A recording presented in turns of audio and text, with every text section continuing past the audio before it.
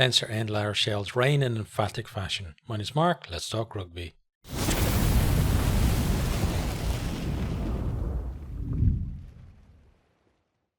First off, that to say, just as a Leinster fan, I'm just super happy about that. It was an amazing performance for Leinster, but I'm just so happy that we beat such an amazing team as La Rochelle, who has had our number for a couple of years now, and it just feels so great. But let's be a little bit more objective and talk a bit more about the game. So, first off, Leinster, they lose Keenan shortly before the game, so Frawley has to come in instead of him at fullback. Thought he had an excellent game coming in, last minute, and did really, really well.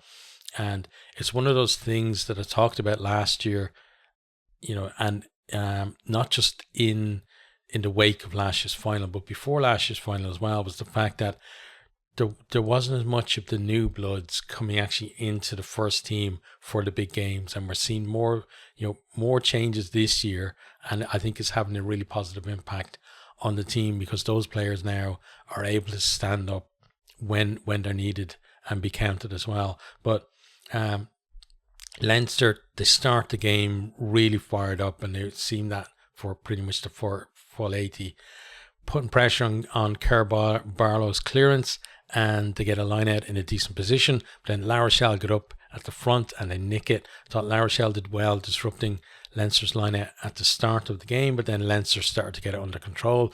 Leinster then win a penalty. Teddy Thomas pinged at the breakdown. They decide to go up to the line. They win the line out, but then there's a forward pass from Gibson Park. Bit of a nervy start there, because it wasn't just a little bit forward, it was way forward from him. La Rochelle, though, then offside. Byrne with a chance to open the scoring from the tee. He strokes something over for 3-0. Jason Jenkins then gets cut offside. La Rochelle get to enter Leinster territory for pretty much the first time with possession. They decide to go up the line. La Rochelle then they go to the maul, which makes decent ground, but the problem was they basically left the ball behind. McCarthy's at the back there. He goes in and he turns it over. And it was a nice little moment, a few moments where he's at the back. He's looking at Carl Dixon, the referee, looking at where the ball is, looking at the ref, making sure he's okay. And then he goes in and he gets it. It was just really nice. La Rochelle then, they've got the ball again, but Leinster's defence was just ferocious. They were battering them back. Tyke Furlong managed to pick Will Skelton up. It was crazy. If you're my age, there was I used to watch what was called WWF wrestling as a kid, many years ago, right? And there was a guy called Andre the Giant who Skelton kind of reminds you of. And there was a point where there was another wrestler called Jake the Snake, managed to lift him up, and everybody was like, wow, that's amazing. That's how I felt on that one. A bit of a big throwback there to early, what was it? It would have been 80s, right? 80s TV back in Ireland when we had 4 channels or something. But back to the rugby. So then Lade and Thomas leading a La Rochelle counter, doing pretty well, making decent ground. One of a few times that they did kind of find space against Leinster, but then Larmour gets in there, decent, really good tackle, and then gets over the ball to win a penalty. And I think Larmour again, he's one of those players who he's as a younger player, he kind of burst onto the scene. Then he was kind of pushed out to the fringes of the Ireland squad and a little bit at Leinster as well, where he's more, you're more likely to see him in the URC than necessarily in Champions Cup, especially if the likes of O'Brien and those are fit. But I feel like this season he's just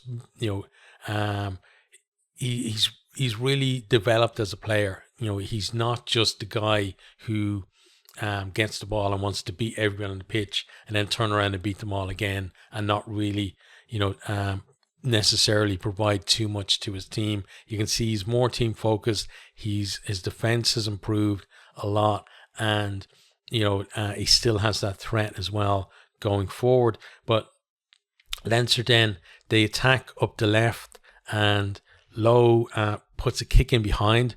I thought Teddy Thomas did really well covering the cross to get there and snuff out the danger then. But Leinster, again, they come steamy into that La Rochelle 22. I think it was Osborne who had a great game in the centres, and he's been another one of those players who's kind of come from, outside of the kind of the Ireland Leinster players, as it were, or the test team Leinster players, in to make a hugely positive impact on the team. A lot of people talk about that. There's certain Irish players missing, like obviously Keenan missing out, and then you had why am I struggling to remember his name? He's like Ireland's number 13, and old man brain, right? It'll come back to me. I'll come back to the point later, or maybe I won't. We'll see once I remember his name. But anyway, let me get back on with things. So yeah, Leinster get into the La Rochelle 22. Jenkins, I thought, with decent carry there as well. Larmour stepping out on the right wing. Then Baird with a decent carry. And, some fierce defence from La Rochelle drives them back. But then, and there was a great hit in there as well. I think it was from Suatini.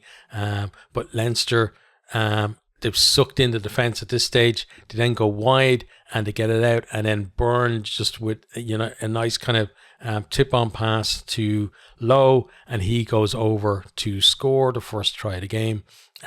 Byrne converts for 10 points to 0, and from here then, almost right at the restart, Leinster get pinged at the restart. Astoy gets La Rochelle on the board as 10 points to 3. Leinster then, they start coming again though. They're not kind of letting La Rochelle really settle into the game at all, even though they are giving them a few points at restarts. But again, they suck in that defence. They go left to Connors, and he is low outside him. You think, just give the ball and we're in for a second try. But he decides he's not going to do that. He's going to go himself. He gets stopped a few meters short. Leinster then get numbers in there, they recycle out to Low, but at this stage La Rochelle have numbered up and they manage to hold them over or hold them up over the line, and then we come back for the penalty. Leinster then up for a tap from the penalty, and you're thinking, can La Rochelle hold them out now? Because it does feel like one of those ones where if they can, maybe they can get themselves back in the game. We then have a TMO check for a possible grounding by James Gibson Park, but Aldreet, what an amazing recovery from him, basically coming around the side of the post, right, and gets his arm in under Gibson Park as he's just going down to ground, and he prevents it. He keeps it up. Just amazing defense from him. He's a brilliant player. And then it's goal line dropout, La Rochelle, they live again. But then we have a high tackle on Frawley, and then Byrne opts to go for the post again.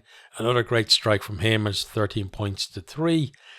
Bottia then gets in, wins a breakdown, wins a penalty at the breakdown at the restart again.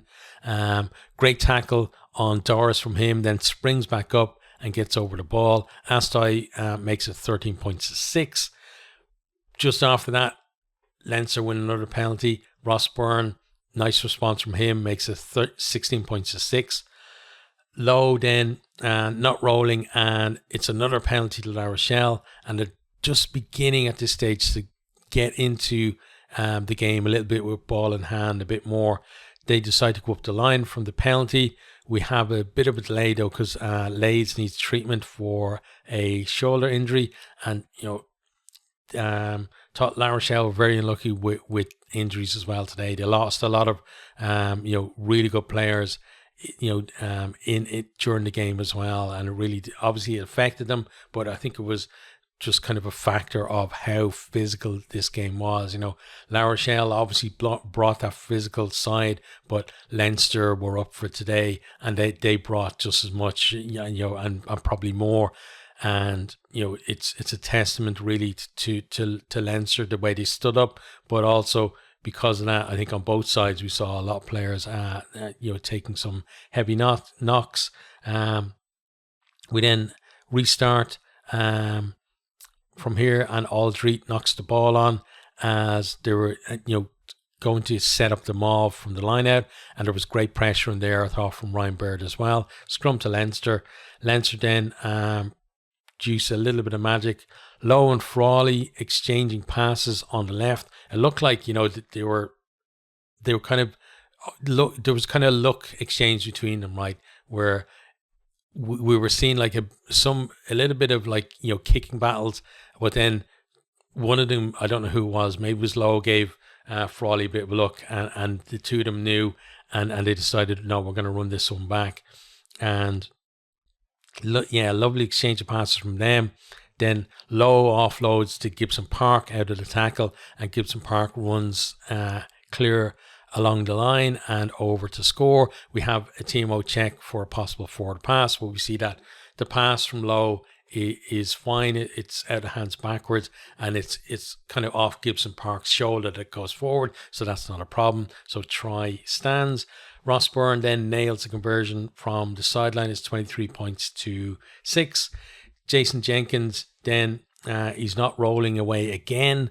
Another penalty to La Rochelle. They kick this one up the line, because at this stage, you know, 3 points is just not good enough for them. They're looking to get that statement try that will say, listen, we're not going away. And, you know, it's a big moment now as the clock ticks over into the red. Leinster then a fringe at the maul. La Rochelle, another penalty, kick back to the corner. Then another penalty is Byrne gets thrown across the line out. Leinster get a warning. Then La Rochelle go right to the back of the line out. They set up the maul. Leinster can't get players there to prevent them driving over. And, you know, it's a decent try there. It was Penreve, I think, is the loose head. I think he's the one that scored anyway. Asai converts for 23 points to 13 at the break. And then into second half, Porter gets over the ball right at the start. La Rochelle were looking to attack from a line out. Leinster then go up the line from the penalty. They then turn on a bit of style. Some amazing hands as they're spreading the ball under pressure. Lowe puts Baird away down the left. He then just dummies, steps over the tackle of Astoy, and goes over to score. Then we have a delay because Kerr Barlow just completely out cold on the floor. He got his head on the wrong side of a tackle. I think it was on Lowe in the build up to the try, and you can see he's in a little bit of trouble. But luckily, by the time he's going off in the cart, he is moving a little bit, and I just wish him a speedy recovery. You never like to see any player in that position. Like, it's such a vulnerable position for a player to be in. And just, you know, it doesn't matter whether it's from my team or the opposition team or a team that I'm supposed to hate or whatever. It's still a person, right? And when you see them like that, you know, you really do kind of feel for them.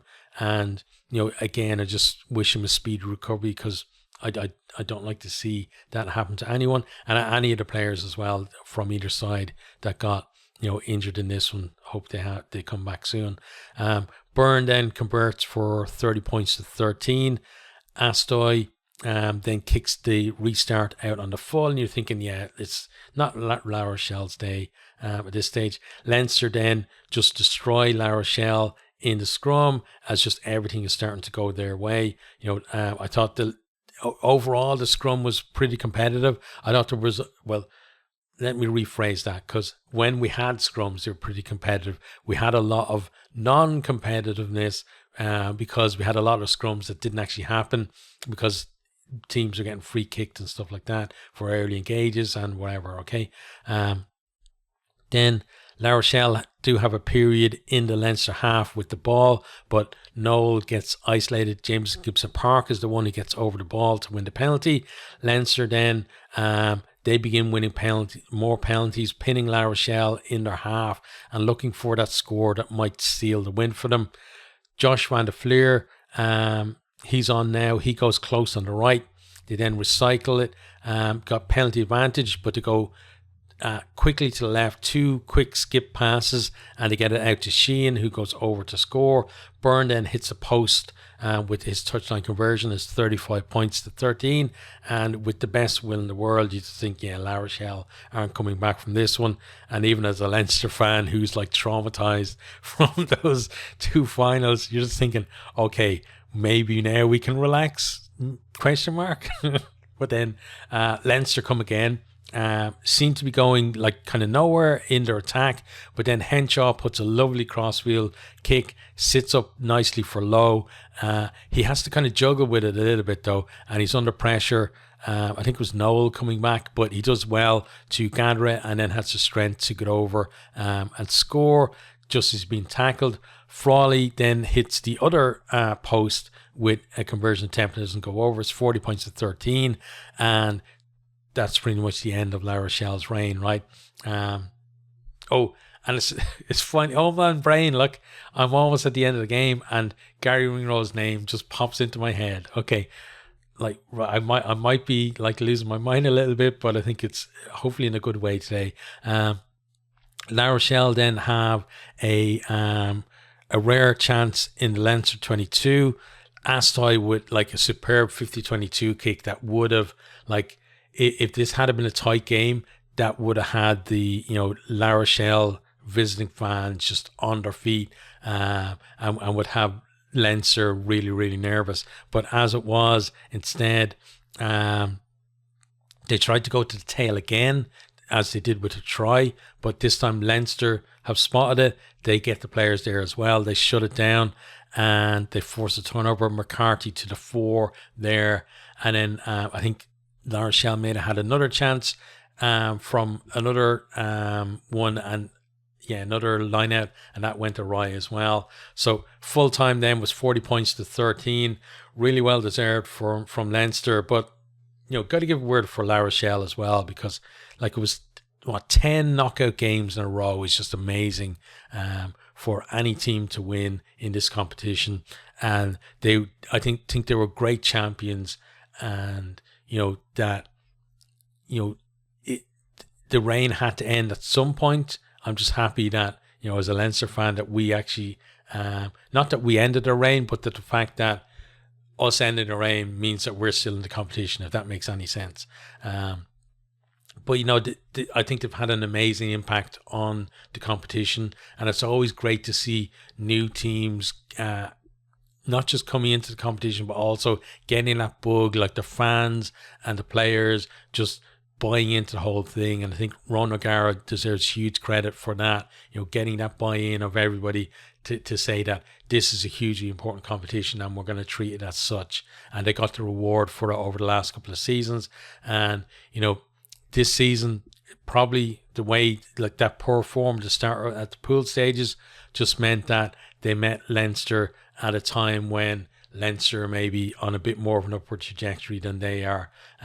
But we're going to talk about some of the stats, and then I'm probably going to talk a little bit about La Rochelle again, and then I'm maybe going to go through the Leinster team and just, I say quickly, like I'm at now 18 minutes. Watch me be at least over 30 minutes by the end of this, right? But so quickly for me is not very good in terms of, like, I certainly wouldn't be winning any foot races, put it that way, with how quickly I'm going to go through this. But tries, 5 tries to 1 for Leinster, and that was for me a big point of difference between the last 2 years and this year, was that Leinster kept scoring that second half. And I've talked about before with when teams, Leinster don't lose that many games, but when teams do, generally what they do is they limit Leinster to 25 points or less in the game. So when Leinster were at 23 at half time, I felt, okay, this is good because we don't need too many more points in the second half to put ourselves in a realistic, position to be able to win the game. And then the second half, then to score another 17 points, and it was obviously enough to win the game, with La Rochelle not winning any. But yeah, the fact that Leinster, although the margin wasn't as big as it was like last year when it was 70-0 after 12 minutes or whatever, the fact that they built a score through the game, the whole way through, they were adding scores, was hugely important. And in a tight game like this as well, getting those scores in the second half normally will give them momentum then to go on and win it, and that's the way it was here. On to then attack. So meters made 380 to 308. So Leinster doing really well, ball in hand. Some really good hard carries there, and you could see that maybe again in previous games against La Rochelle, Leinster were a little bit tentative in terms of trying to really bring it to La Rochelle ball in hand, but they did it today. Like they didn't mind whether they bashed it up or whether they ran for the soft shoulders or whether they went for the space, and I think it paid dividends today. Then clean break, 6 breaks to 3. Leinster finding those spaces a little bit easier than La Rochelle did, especially when they got it out to the width. I felt La Rochelle, because of the ferocity of Leinster's kind of attack up the middle, La Rochelle were then defending a little bit narrower than maybe we would normally see them against a Leinster team. Normally, you'd expect them to be numbered up out on the wing, but Leinster, for a few of their breaks and their scores, they got to that edge where they had numbers, and then they exploited it. Defenders beaten then 12 for Leinster, 21 for La Rochelle. But the thing again with this Leinster team, I know they've changed the defensive system in terms of the rush defence under Nienaber coming in, but something that hasn't change with this Leinster team is the scramble. The scramble, still think that, certainly in the Northern Hemisphere and in this competition, the best scrambling defence around. So, and you can see that, I think, the fact that 21 defenders beaten, but they only coughed up still 3 clean breaks to La Rochelle.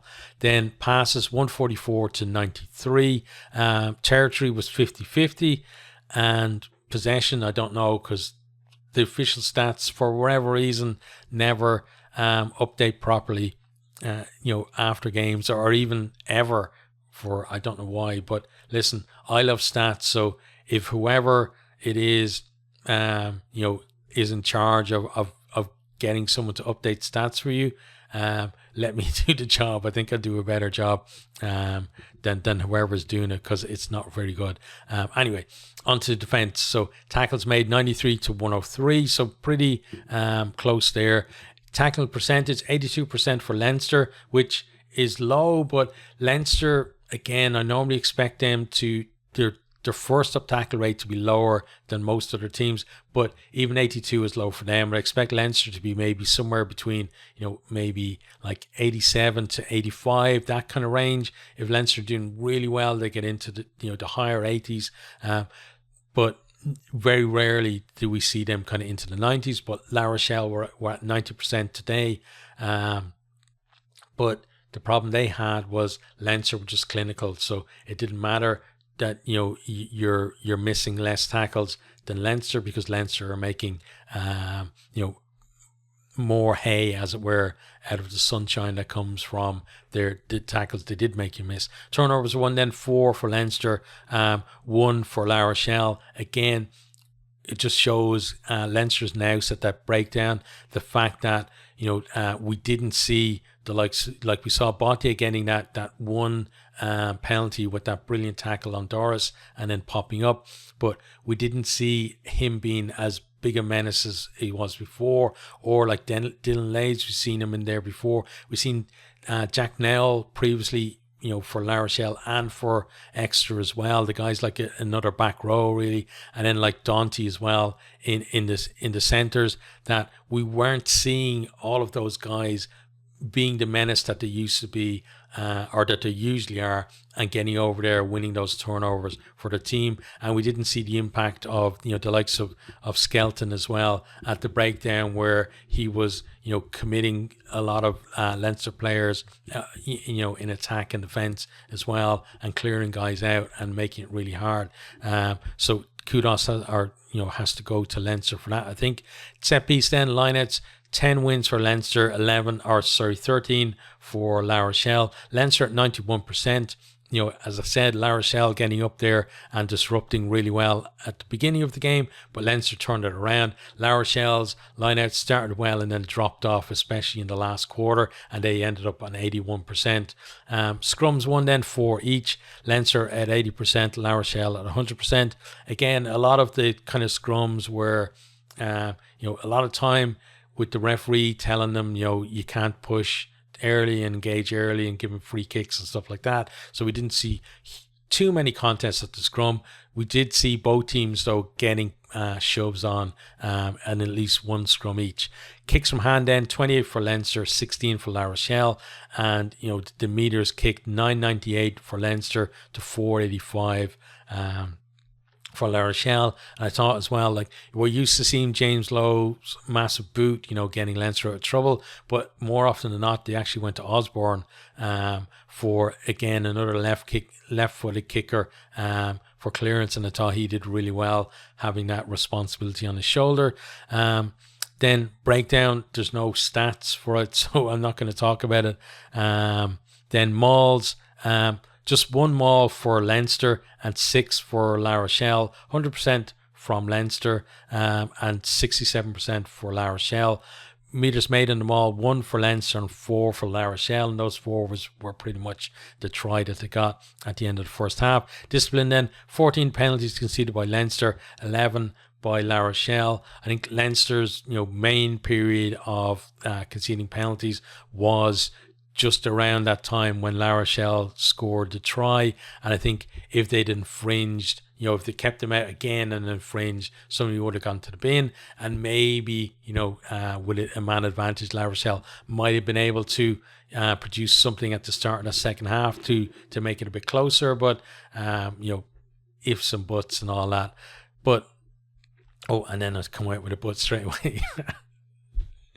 We're going to talk about La Rochelle, okay? So, La Rochelle today, as I said, didn't have the impact that we've seen them have before. People will talk about the fact that, they had to go down to South Africa and play down there, and it was a really tough game against the Stormers, etc. And all of that is true, but again, La Rochelle put themselves in that position because of their opening 2 games in the competition, where they lost those, and then they lost to the Stormers and they lost to Leinster, and then they won the last 2 to get themselves through. So they gave themselves the tough route anyway to the quarterfinals, and they knew that, and that's the way these things go, right? That perform well and you get the rewards of the home ties, etc.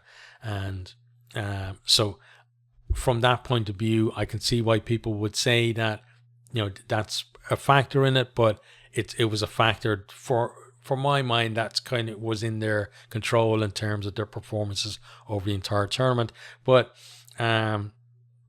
we saw them trying to kind of bully Leinster in the game, and today it didn't work. Like, if these teams played again in a month's time, maybe they're able to bully them again, right? Because it's an exceptional La Rochelle team, and the scoreline doesn't really, as a team, doesn't really do them justice. But this is what happens, between teams that are this, normally this closely matched, right there at the pinnacle at the top, right? That if one of the 2 teams is a little bit off and the other team is really on it, then the margin can be pretty big, because these 2 teams, I'd put Toulouse in the same bracket as well, are teams that are just absolutely ruthless. Like, when the foot is on the throat, that's it. They just keep going for it.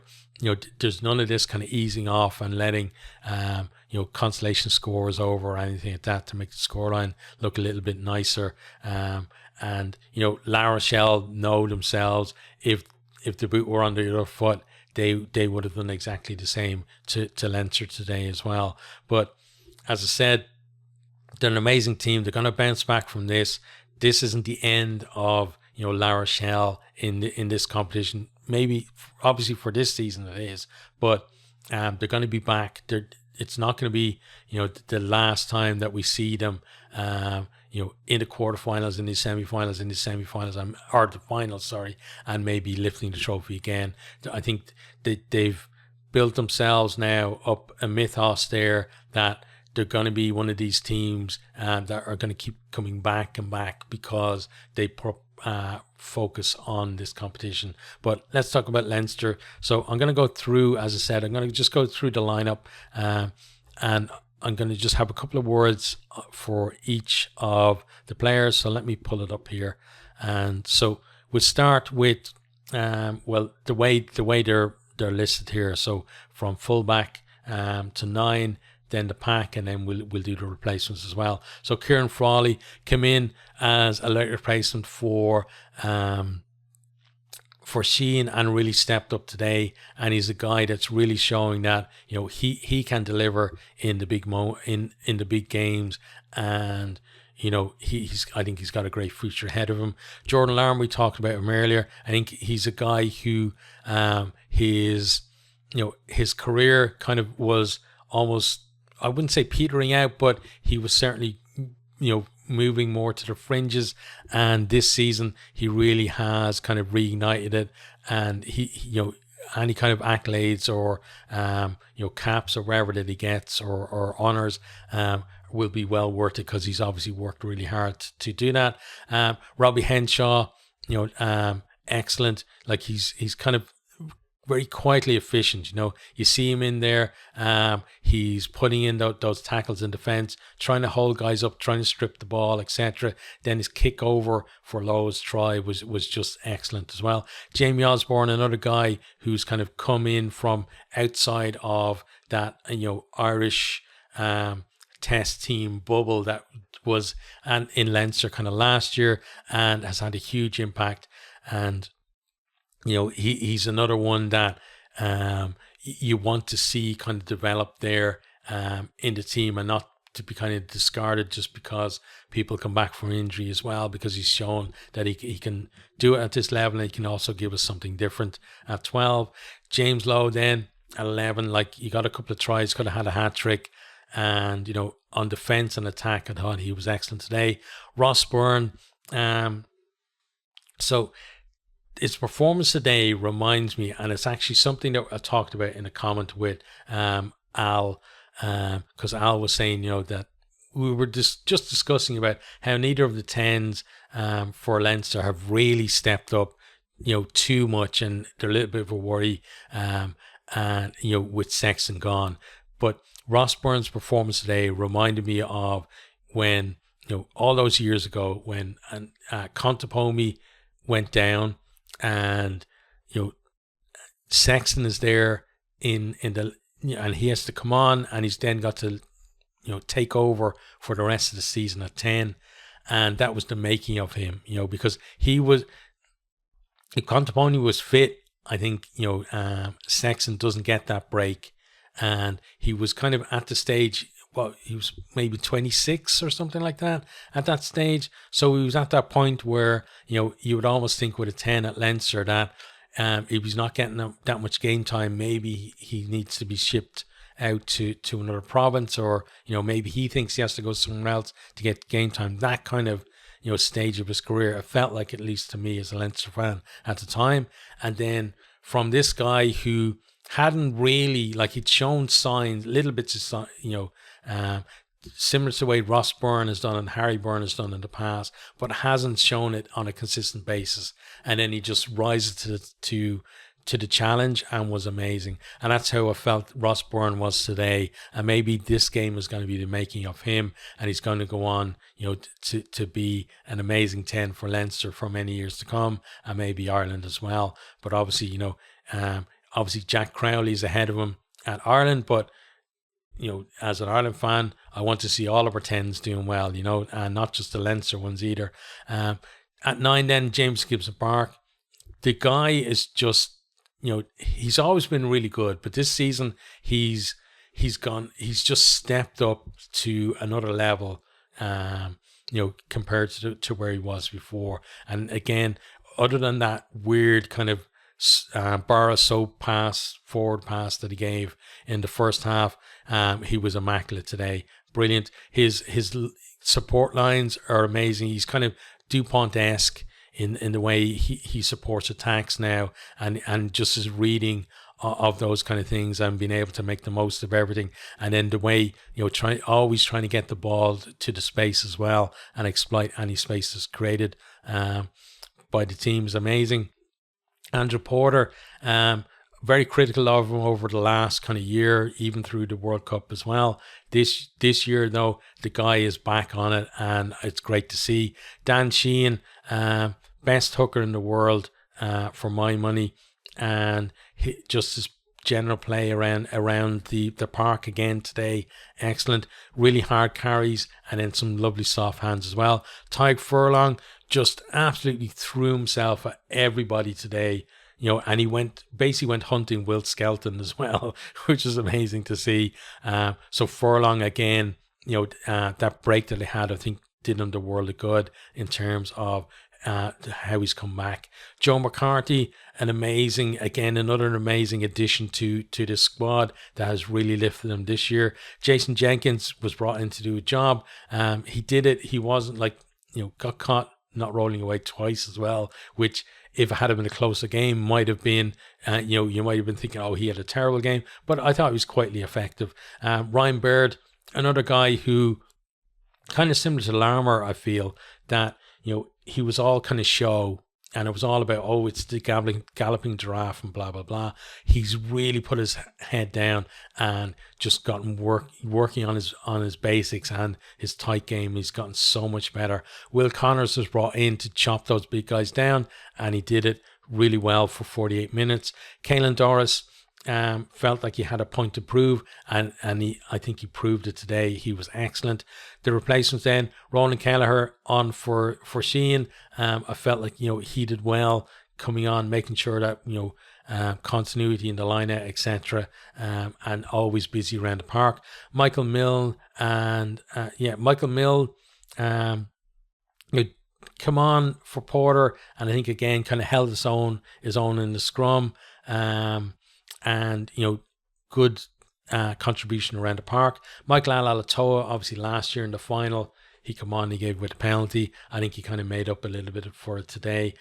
Always good, other than that penalty, for me, always good guy to come off the bench, because he always gives you something. Ross Maloney as well, dropped down from the starting team from last week, but again come off the bench and really for 30 minutes tackled his heart out and was in there in the tight as well, disrupting those mauls along with McCarthy.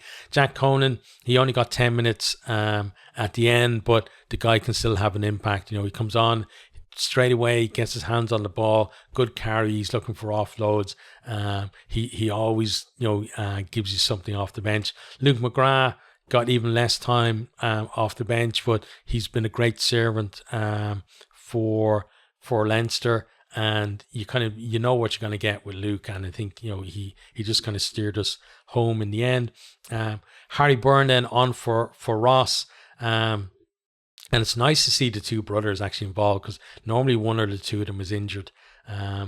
And yeah, so nice to see him getting on as well and getting some decent minutes, like 20 minutes off the bench in a Champions Cup quarter final is definitely going to help his development. And then Josh van der Fleer, dropped down to the bench for today. Some players might have sulked. He come on and he was everywhere when he come on as well. Really good link play from him. Really strong carries, getting Leinster on the front foot a few times, especially in that one where who's a Sheehan's try, right? Because he's the one that makes that break, or like the really hard carry on the right hand side that kind of sucked in that La Rochelle defence before it was then shipped out to Sheehan on the left.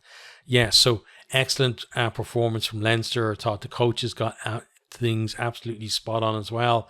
One, obviously, Leinster fan, and so I got to have a little bit of a worry is that I hope that this felt like a final today, and I hope they haven't, like, it hasn't been their final, in that they go on to now their semi-final and they're flat and they got knocked out. So because I'm pretty sure, like, I'm almost done, and I told you I'd be over 30 minutes, right? Oh, I'm at 40 minutes. Look at that. So